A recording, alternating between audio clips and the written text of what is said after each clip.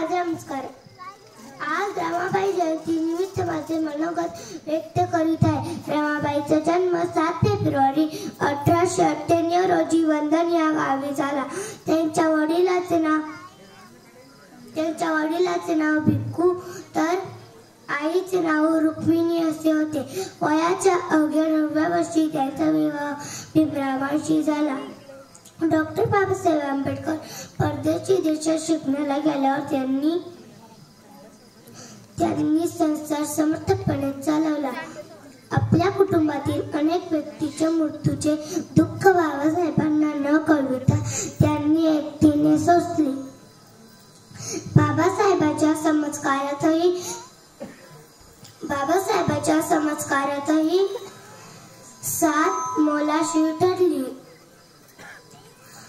वराळे काकांच्या वसतिगृहातील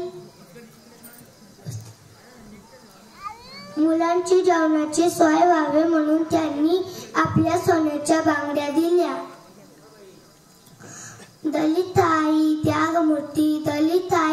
त्यागमूर्ती माता रमाई माझी आई अवघ्या बहुजन समाजाला पोरके करून त्यांनी 27 मे 1935 रोजी या जगाचा अखेरचा निरोप घेतला।